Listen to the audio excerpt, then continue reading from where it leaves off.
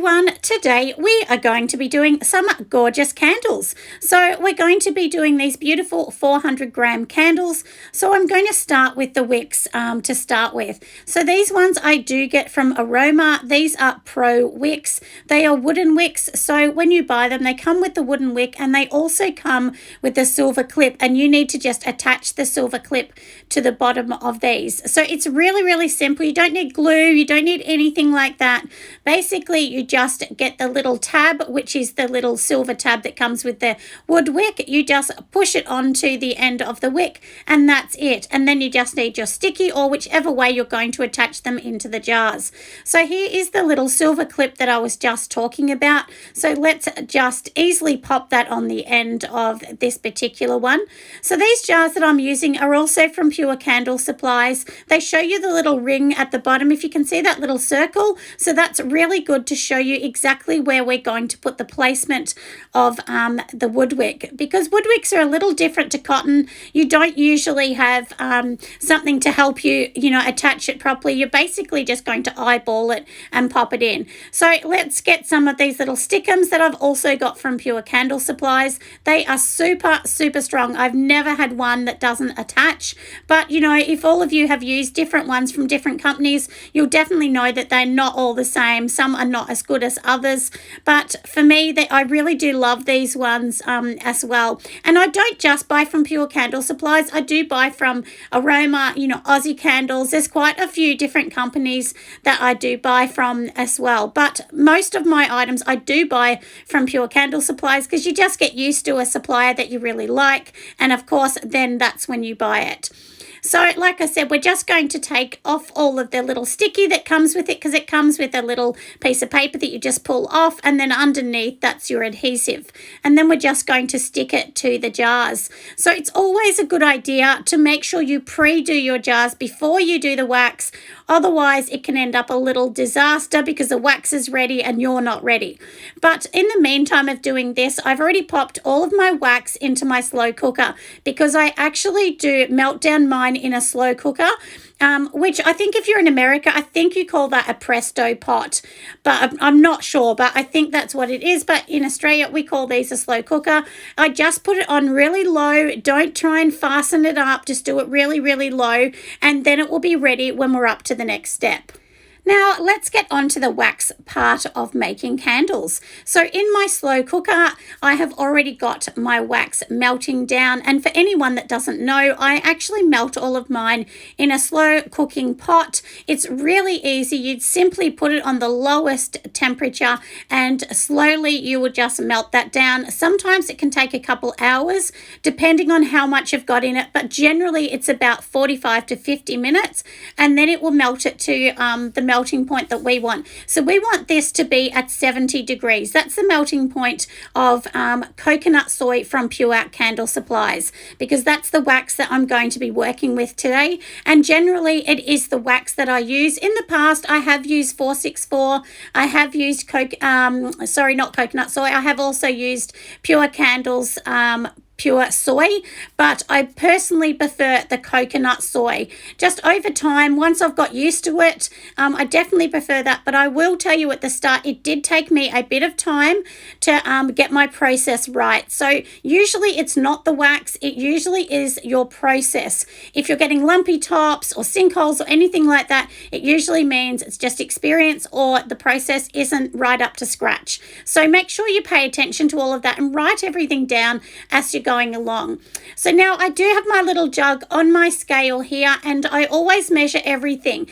Now I wanted to talk about the calculations, because a lot of people think if I'm going to have 1,000 grams in here, I'm going to add 100 grams of fragrance, but that's not how it works, because when we're talking about 10% fragrance load, that 10% means that needs to be within the 1,000 grams. So 10% would be 900 grams of wax, and it would be 100 grams of fragrance. So that's generally how it works. I usually work on about a 9 to 9.5% fragrance load in the coconut soy wax.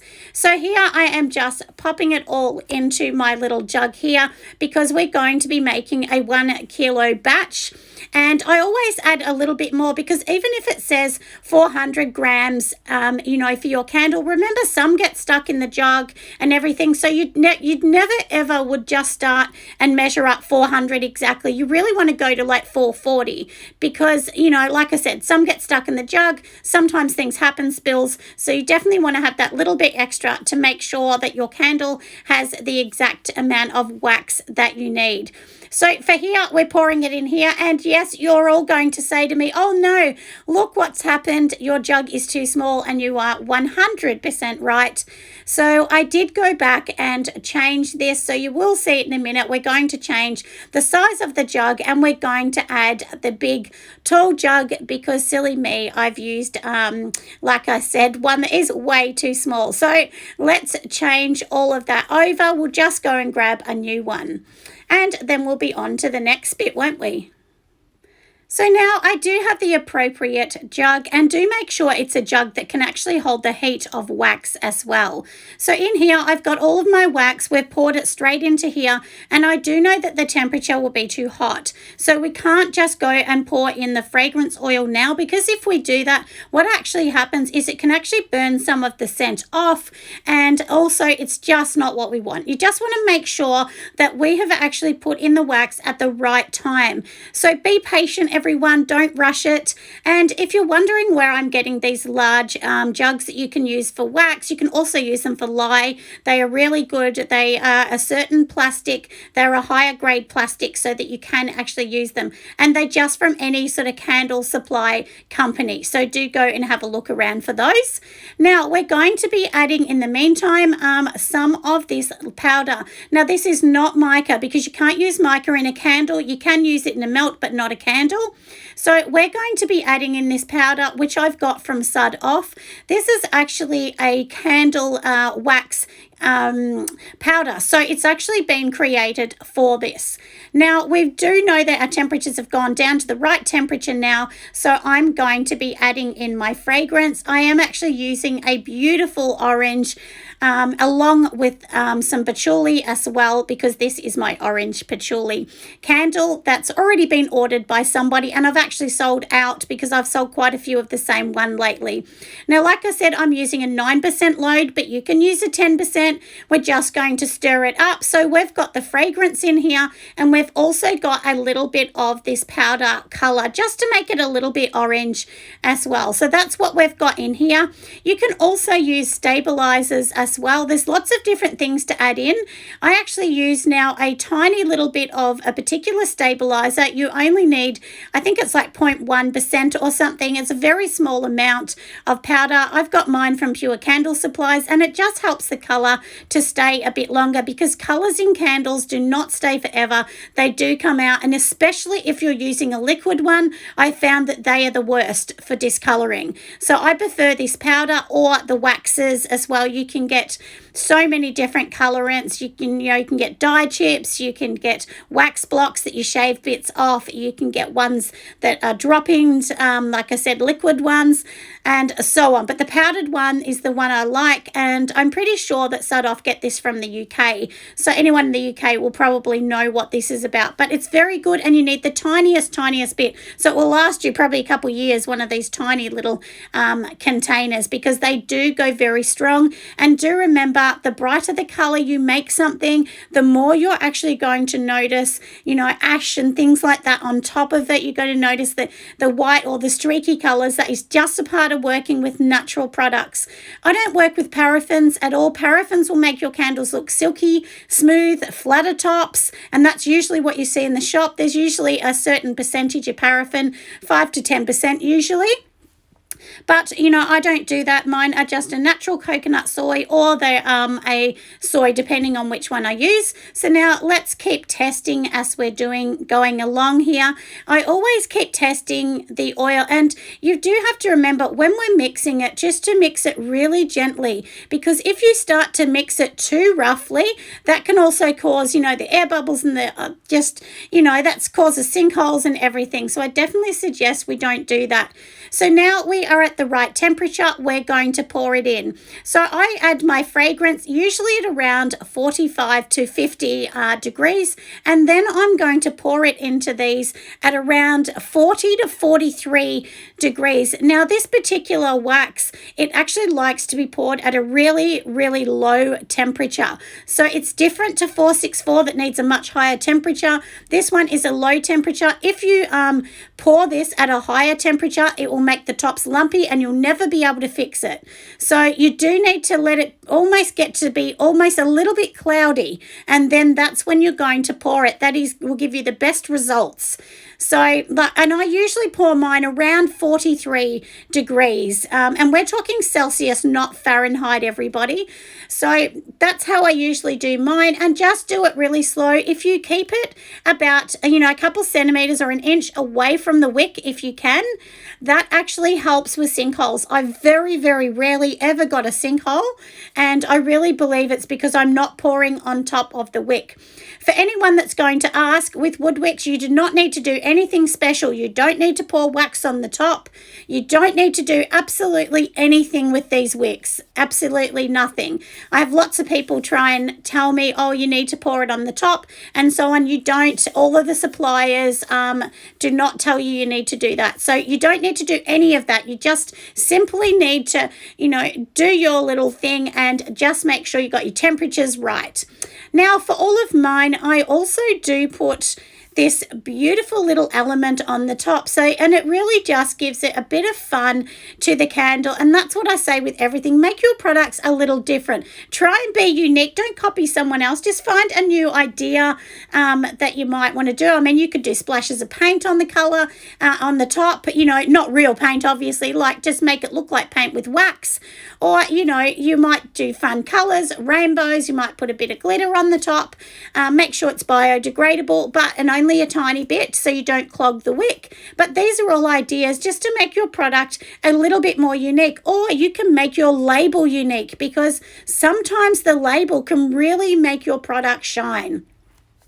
So now we've popped that in a silicone mold. That's how I make my elements. Now these ones are done. So all we're going to do, you can see the tiny little crack near the wick. That is normal. Don't worry about that, because what we're going to do is we're going to use the heat gun. We're just going to go over the top, and then we are going to stick the elements. So if you're making little feathers or something like I have with this one, we need to melt the top of the candle, and then we need to push this element we've made straight into it. The elements are also made with the same wax. There is no difference at all. So that's how I do all of mine. And this is my full process of how I do them. When I make candles, I usually only make anything from 2 to 10 at the same time. I don't usually do massive amounts because my slow cooker can't fit massive amounts of wax in it. Usually only does about 2 kilos in one go. So that's generally how I make mine. And if you're a small business, I suggest that you don't make too many in advance, because the colors can change and alter. So you don't want to have too many, and it's really not going to be that hard to make the candle and get it out the door anyway, is it? So, and then I'll also show you at the end how I package this up and how I send it. I've never ever had a candle melt, even in summer in Australia. So it's not to say I won't, but I just do a few little things that I really feel have actually helped my candles get there in one piece. So now we've just pushed this little element on top, and then it will all dry and it will be absolutely beautiful when we finish. And that's what we want to see in the end, isn't it? So these ones, like I said, are all done. They're pretty much done and ready to go. So now let's just pop that on the top. These are little baby ones, and then my 400 grams. I generally have 3 sizes in candles. So now let's get on to the next bit. I've already made these stickers. I will have a video coming out how to actually make a candle sticker. I've done one on how to make one for creams, but I'll show you how to make one of these as well. So I do make one for my lid, and I do mine with a pre-cut machine as well. Now I'm using a gloss vinyl. I prefer the matte vinyl, but they actually had ran out, so I had to get some gloss. But all we're going to do is we just cut cut them out. These are about 7 centimeters wide, and I cut them with my pre-cut machine, so it's like a laser cutting, and it looks so professional and beautiful. So that's what goes on the top of my candles. And then I also put the, your normal sticker on the side of mine as well, because that way, if it was going to be sold at a shop or anything like that, somebody generally can pick it up. But just letting everyone know, I actually don't sell my large candles wholesale at all, so they don't get sold like that. Wholesale is really for soap, bath bombs, and a few little bits and pieces that I will slowly bring out. But anyway, let's go and just pop it down. Make sure you're getting all of the, marks on the side. Be careful of the ink. It will actually dry and won't smudge, but at the start it will smudge when it's a little bit wet. So look how beautiful these ones look, though. They really do look nice, and the labels can actually 100% help you sell a plain candle as well. So now what I do once I've done that, we're getting ready for packaging. I just get like a little wet one, or, like a baby wipe, and I just wipe down all the jars, trying to get any wax or any marks that may have gone on the jars, because do remember, somebody's paid good money for this product. So you really do need to watch and make sure that you're giving them the best product that they can possibly get. So for me, I don't do dust covers or anything. All of mine come with lids. I buy the lids from Pure Candle Supplies. They have them in a number of colours. And now on the bottom, you need to put your warning. That is a legal requirement. You do need to put that on every candle. And now we'll get on to how I actually pack them. So I'm using this little foam sheet. I buy this in a big roll from Stanley Packaging, and I also have my own labeling tissue paper, which I've got from No Issue as well. And it's really, really easy to get it from No Issue. So easy to order it. But anyway, we start with the foam, and the foam acts like a bit of an insulator as well for candles. And that's what I really do love about using the foam. It just helps with the heat, because obviously the direct heat is not going to be on the candle or the box, because you also have it insulated in this particular foam.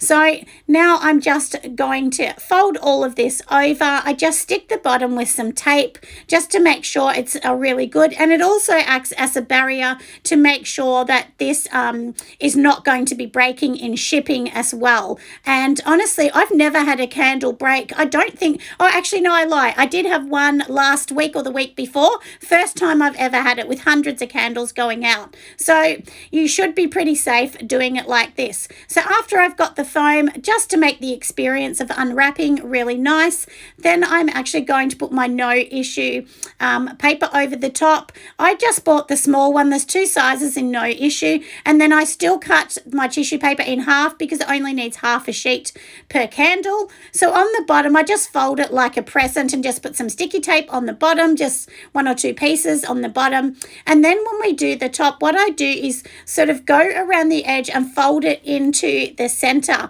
If you can see how I'm sort of twisting it and folding it into the center. And then one thing I do is I put the warning label on the top. That way nobody can say that they have not seen the warning, because it's on the top of my products. It's also on the bottom of the candle when they open up the package as well. I know it's a little bit overkill with warnings, but warnings are actually what saves your business. So do make sure that you make sure you're putting warnings on at least 1 or 2 different places. So now I'm just going to pop it into this candle box. You can get lots of these boxes. Anytime I buy anything from suppliers, I always keep boxes, because sometimes you can reuse them as well, because it's not a part of the product. It's just you sending it, isn't it? So like I said, I'm popping it in here, and now I've just put a little soap in, because I always give them an extra little gift so that they can try something of yours. Make sure you do put labels on even your sample products, because if you don't, how do they know what it is? And they might be allergic to something. So it's worth putting a label on that as well. So now, like I said, I've got everything organized, and on the front of the box, just to make it nice, I'm just going to add the sticker of what's in it, because this person has just bought 1 candle. And so I'm going to just make sure that's all beautiful. And now it's going to go into the bag, and I will also pop in the packing sheet with a little bit of a note from myself in there as well. fold it all over, and then it is ready. I do also put a fragile sticker on it.